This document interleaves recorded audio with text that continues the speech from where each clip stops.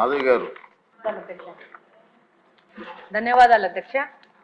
అధ్యక్ష, గతంలో మనం చూసేవాళ్ళం సంఘ విద్రోహ శక్తులు అంటే ఏదో బయటి దేశాల నుంచి వచ్చి ఇక్కడ టెర్రరిస్ట్ యాక్టివిటీస్ చేసి ఇక్కడ యొక్క శాంతియుత వాతావరణాన్ని మన భారతదేశం వాతావరణాన్ని డిస్టర్బ్ చేయడానికి చేసే వాళ్ళని తీవ్రవాదులు అనేవాళ్ళము, సంఘ విద్రోహ శక్తులు అనేవాళ్ళము. కానీ 2019వ సంవత్సరం నుంచి దీని అర్థం మారిపోయింది. గత పాలకులు గాంజా అనే మత్తు పదార్థాన్ని రాష్ట్రం మొత్తం తీసుకొచ్చి ప్రజల మీద దాడులు అనేది పెరిగిపోయాయి. ఈ గాంజా సేవించిన వాళ్ళు సామాన్య ప్రజల మీద దాడులు చేయడము, వాళ్ళని ఇబ్బందులు గురి చేయడం జరుగుతూ ఉంది. అధ్యక్ష, ఒకప్పుడు గాంజా అనేది పెద్ద పెద్ద నగరాలకి, పెద్ద పెద్ద సిటీస్కి మాత్రమే పరిమితమయ్యేది ఉంది. ఆ సిటీస్లో ఉన్న పబ్బులలో, రెస్టారెంట్లో అవైలబుల్ ఉంది. ఇప్పుడు గాంజా అనేది చిన్న మండల స్థాయికి, గ్రామ స్థాయికి చేరుకోవడం జరిగింది.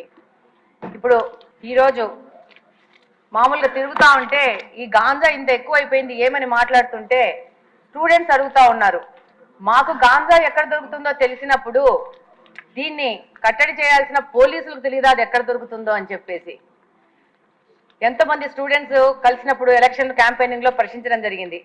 అలాగనే అధ్యక్ష, ఎన్నికల ముందు కానీ ఇప్పుడు ఎన్నికల తర్వాత కానీ ఈరోజు గ్రీవెన్సెస్ కోసం మన దగ్గరకు వచ్చిన దాంట్లో దాదాపు 30-40% ఈ గాంజా మీద ఎఫెక్ట్ అయిన వాళ్లే వస్తూ ఉన్నారు. ఎలాంటి సమస్యలు అంటే మనకు సభ దృష్టికి తీసుకొస్తే ఇది ఒక తమాషా వ్యవహారం ఉంటుంది.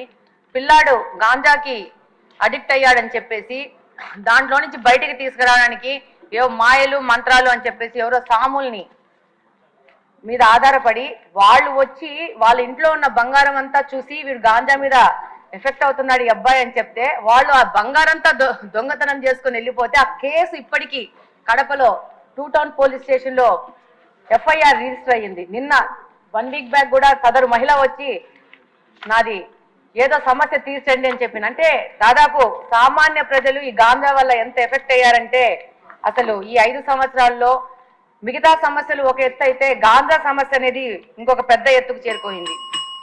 అలాగనే అధ్యక్ష, ఈ గాంజా సేవించిన వాళ్ళు సామాన్య ప్రజల మీద షార్ప్ ఆబ్జెక్ట్స్, ఇందాక హోమ్ మినిస్టర్ గారు అన్నట్టు బ్లేడ్ బ్యాచ్ అంటారు, వాళ్ళు అది బ్లేడో షార్ప్ ఆబ్జెక్టో చిన్న నైఫ్ లో తెలియదు కానీ ఆ గాంజా మత్తులో వాళ్ళకు అంతకు ముందు వాళ్ళతో ఏదైనా గొడవలు జరిగినా కానీ ఏమి జరిగినా కానీ ఏ విధమైన ప్రొవొకేషన్ లేకున్నా కూడా వాళ్ళని అటాక్ చేయడము, వాళ్ళ మీద దాడులు చేయడము, దాదాపు వాళ్ళకి ప్రాణం మీద ప్రమాదం వచ్చే లాగా దాడులు చేస్తా ఉన్నారు. రంజాన్ మాసంలో కడప నియోజకవర్గంలో ఒక మసీదు నుంచి రాత్రి 11 గంటలకి నమాజు చేసుకొని బయటికి వస్తుంటే వచ్చిన పిల్లోడిని అసలు వితౌట్ ఎనీ నోటీసు చిన్న షార్ప్ ఆబ్జెక్ట్ తీసుకొని కొయ్యడం జరిగింది. అబ్బాయికి దాదాపు రిప్స్ లో దాదాపు 3-4 ఇంచెస్ లోపలికి వెళ్ళి హైదరాబాద్ అపోలోకి తీసుకొచ్చి దాదాపు 20 రోజులు పెట్టి దాదాపు 5-6 లక్షలు ఖర్చు అయిందని కూడా చెప్పారు. అయితే దాని మీద పోలీసు వాళ్ళకి దగ్గరికి వెళ్తే చాలా నామినల్ దొమ్మి కేసు, చిన్న 2 మనుషులు కొట్టుకుంటే జరిగిన గొడవలాగా కేసు రిజిస్టర్ చేశారు. అది గత ప్రభుత్వం వైసీపీ ప్రభుత్వ హయాంలో జరిగింది. ఇలాంటి కేసెస్ చాలా ఉన్నాయి పోలీస్ డిపార్ట్మెంట్ దగ్గర. వాటన్నిటి కూడా మళ్ళీ చెక్ చేసేసి వాటిని సరైన ఎఫ్ఐఆర్ రిజిస్టర్ చేసి వాళ్ళకి న్యాయం చేయాలని కోరుకుంటున్నాను. అలాగనే ఈ గాంజా మీద ఒక స్పెషల్ టాస్క్ ఫోర్స్ ఏర్పాటు చేసి ప్రత్యేకంగా మీకు అవసరం ఉంటే నాకంత తెలియదు కాబట్టి స్పెషల్ గా రిక్రూట్ చేసుకునైనా కూడా దీని మీద ముందుకు పోవాల్సిన అవసరం ఎంతగానో ఉంది. లేకపోతే సమాజం మొత్తము పాడైపోయే ప్రమాదం ఉంది. ధన్యవాదాలు ధన్యవాదాలు అధ్యక్ష.